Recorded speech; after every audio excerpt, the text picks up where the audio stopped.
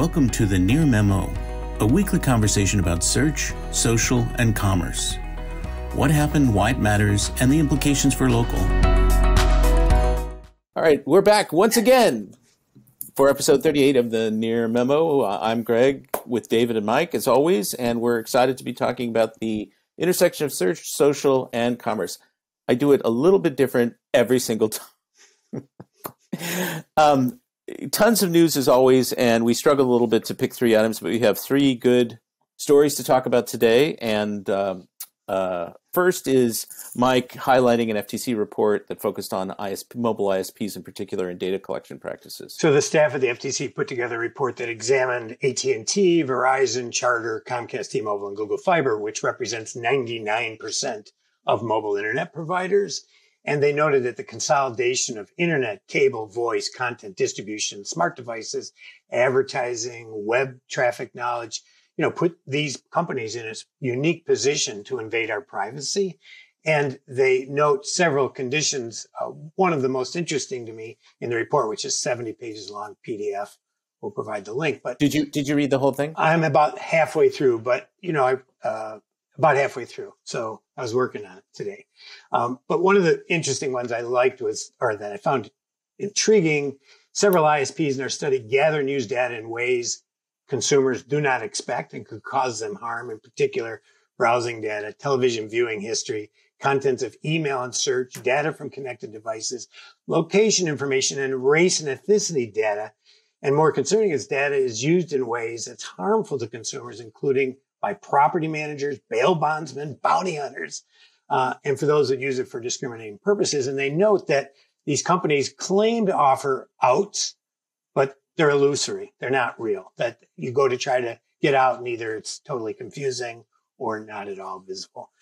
And they note that these guys, they're not as large as big advertising platforms, but the amount of data they have makes them a significant threat to most people's privacy.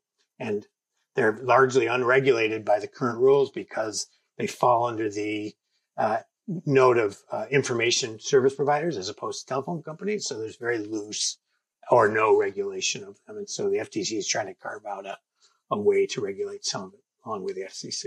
Well, in California, they're subject to do not track, right? CCPA and do not track rules, or do not sell. Sorry, not do not track. Do not sell my information. But the challenge there is that all of those opt-out processes are very convoluted and buried typically. And so consumers don't go through the steps. They make it, they play hide the ball and they make it hard for people, but to opt out. And they note that they don't always sell it. They sometimes give it away, which is not, or they share it as opposed to sell it. That would be included. That's included. Any transfer of information, whether it's for money or not, is included.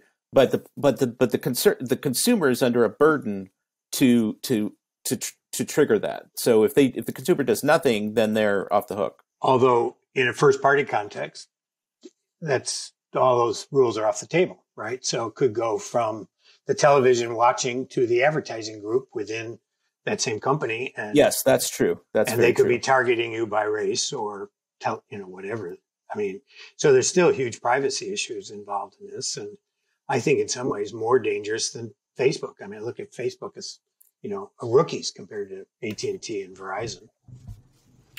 Right. I would say the other thing is, Mike, you indicated that they try to sort of hide from or stay out of the visibility of sort of oversight, for these kinds of practices. And I would also say I would bet that their lobbying expenses rival Google's and Facebook's. So there's probably more Congress people in the pockets and,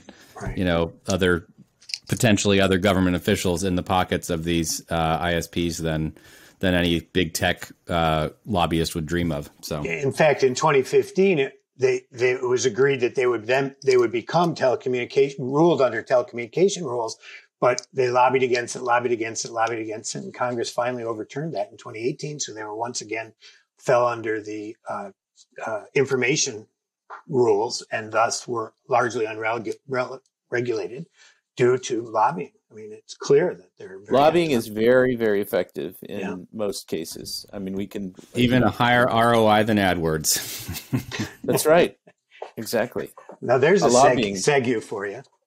Thanks for joining David, Mike, and Greg. To stay on top of the latest developments in local, subscribe to our newsletter at nearmedia.co. We'll see you next week.